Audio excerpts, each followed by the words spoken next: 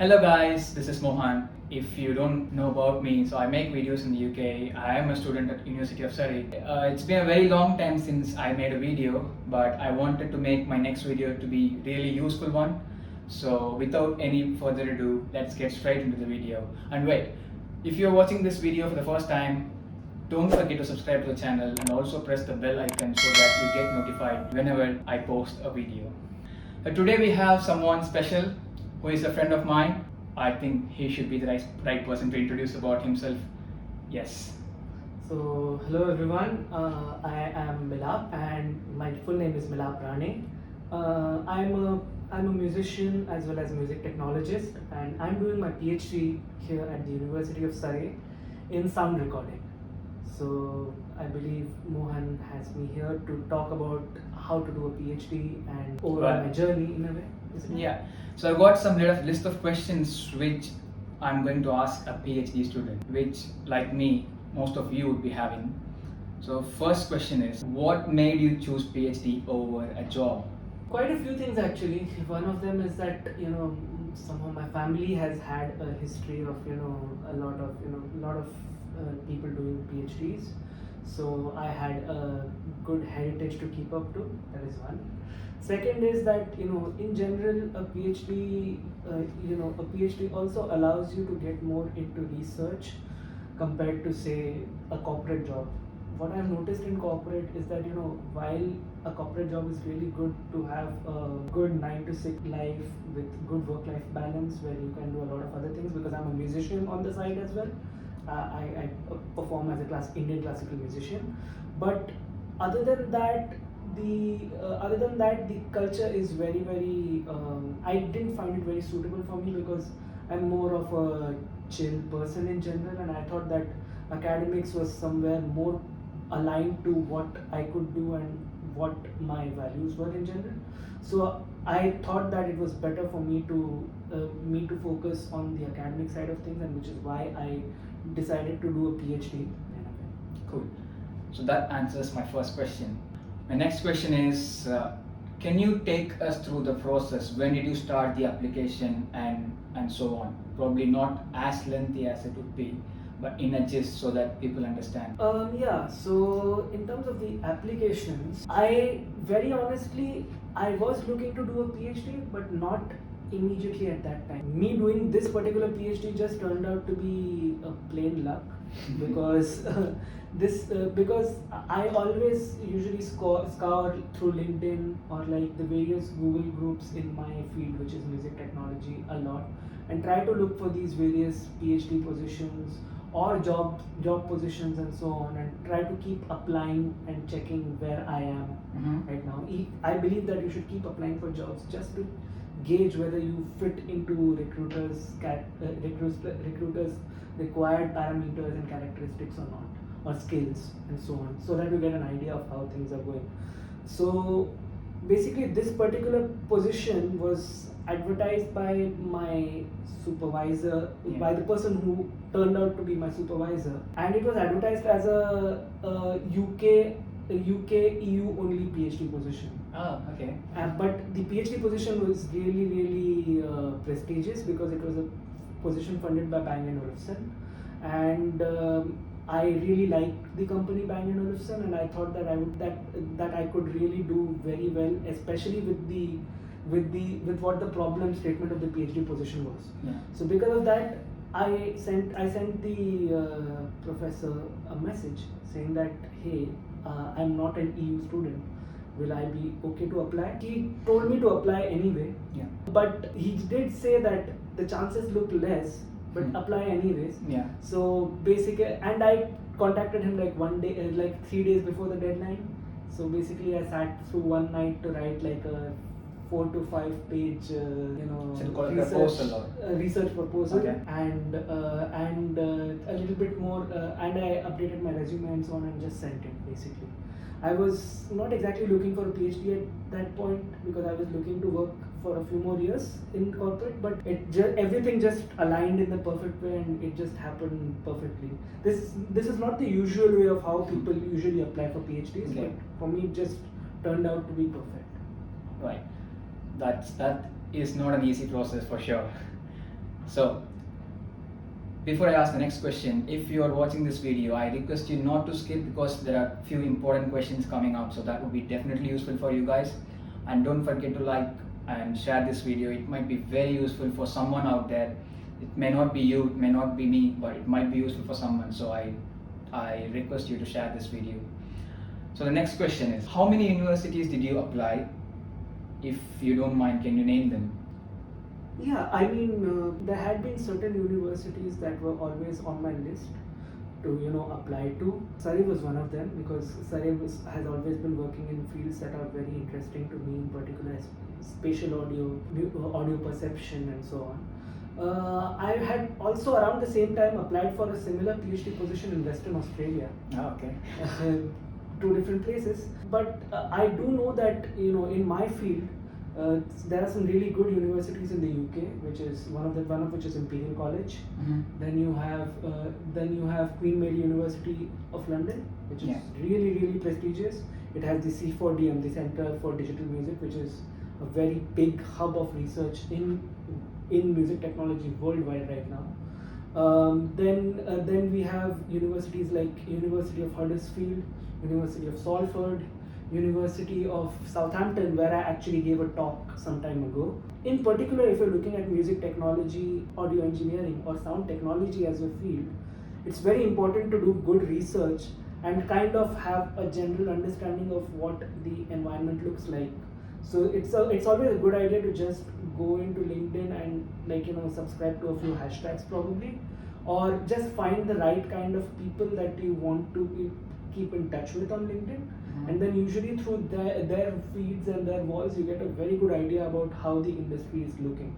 And that is very important even when you're applying for a PhD, because that tells you what kind of topics you want to work on, and then that gives you an idea of what university could be useful or what professors you could contact. Well, so the next question is, did you work after your masters? If yes, where and as what?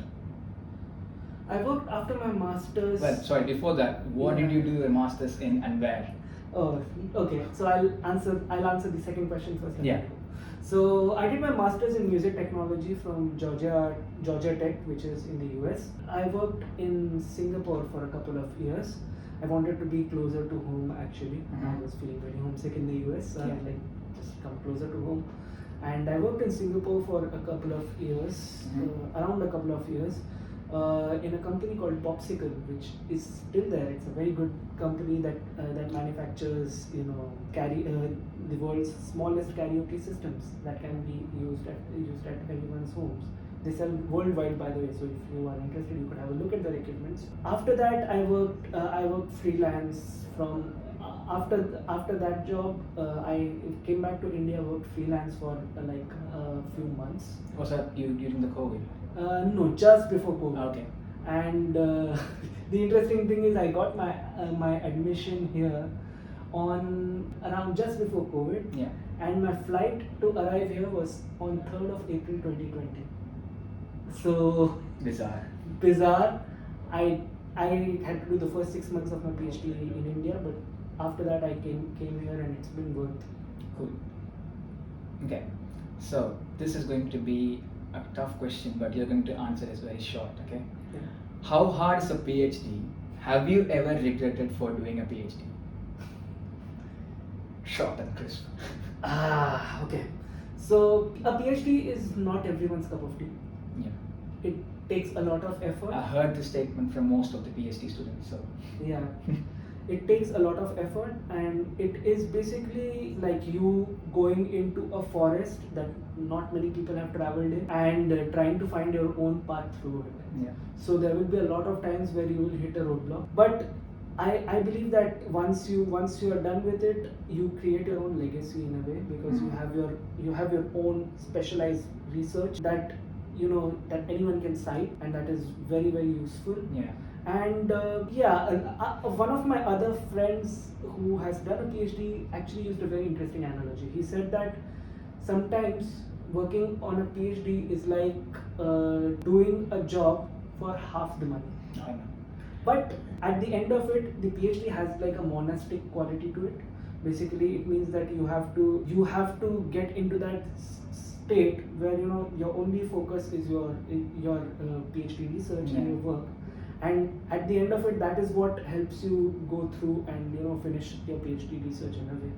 I mean, I believe I will. I know I will, but still, it's always always whenever you hit Well, all our wishings are there with you. I'm pretty sure even the audience would be supporting you. I ramble. Sorry for that. Yeah. Okay, cool. So, is your PhD funded? If yes, what's the approximate stipend you get? And is every PhD student funded, or how does it work? So when I looked for my PhD, the first thing I was looking for was funding. So my PhD is funded. There are PhDs that are not funded and that are self-funded, for example. Self-funded. So there are a lot of people who... That's a huge money. That's huge money, but there are some people who at the later ends of their career, a lot of the times they do their PhD because they are interested in the topic, or they believe that the PhD will help them get to a level in the topic. So there are lots of people who do that. It is usually advisable for students, international students, to always try getting a PhD with full funding if possible, and a stipend. Yeah. Okay. So what are your future plans, and well, should be something to do with your job prospects, or you're going to get into the teaching field, or what's your future goals? Yeah, it's a little difficult because of having many options. The field that I'm working in particular has quite a few branches. So it has a few branches that can go into the AR, VR sector. It has a few branches that can go into audio manufacturing and audio development, which is headphone companies, for example. There are a few fields which can go into hearing science research, which can go into hearing aids development, for example. And then there's, of course, the gaming side of it, which is totally different. Right. You can go into sound design and those kind of things. So it is plus the final is, of course, academics. Yeah. Becoming a postdoc on a similar project and working more towards getting a professorship. So I have a lots of options. Currently my mind is going more towards trying to work as a researcher in the industry, because I believe that in terms of whatever I have seen of audio research in the industry, I've noticed that it works at a very similar pace to what I'm looking for. It is corporate, but it is definitely more chilled and more research oriented compared to more product oriented. So I would actually prefer an environment like that to start with. And yes, professorship is a dream. I would love to become a professor as well. But I also believe that probably working on the corporate side will give me a little bit more industry cred, and will give me a chance to build more contacts in the industry, and that those contacts can always be useful as a professor somewhere. Okay, cool. Well, good luck for your job hunt. Thanks. Okay, so probably we have come to the end. So what would be a single line advice for people who are keen to pursue a PhD? See the camera. Okay. In one line, carefully look at the offer documents and carefully look at the objectives, and then pursue wholeheartedly. So it's actually 3 parts, and so he has put as a single sentence. Which does make a lot of sense. Yeah. Well, thank you so much for your time, Milap. I'm pretty sure there will be a lot of people who are looking to pursue a PhD, and I hope you would help them if I'm going to give your Instagram and LinkedIn ID in the description. Yeah, that would be great. So that's Milap Rane, and I'm going to put his Instagram ID and LinkedIn profile link in the description. If you have any queries regarding sound recording PhD or any course related to sound, or probably other PhD as well, he could be a right person to guide you, because he definitely understands the pain and the things we go through while applying for PhD. So talk to him if you have any queries. And I am a master student in business analytics, so if you have any queries about business analytics, data science, or any other technical courses, I'm always there to guide you. I'm going to drop my Instagram, LinkedIn, everything in the description below. I'm thinking to make a series like this. So if you have any queries or if you have any specific requirements, like I want to talk to a person from this department or this course or this that whatever it is, so you can drop in the comment section. I'm happy to get people and interact with them. I even have contacts with the seniors, so I can always bring them in the video if you guys want. I think that's all in this video. If you have any queries about studying UK or job prospects, whatever it is, feel free to drop a message to me on Instagram. We can schedule a call, we can talk. Anything is fine for me, because all we need is help each other. Well, until next video, it's Mohan and Milap. signing off. Thank you.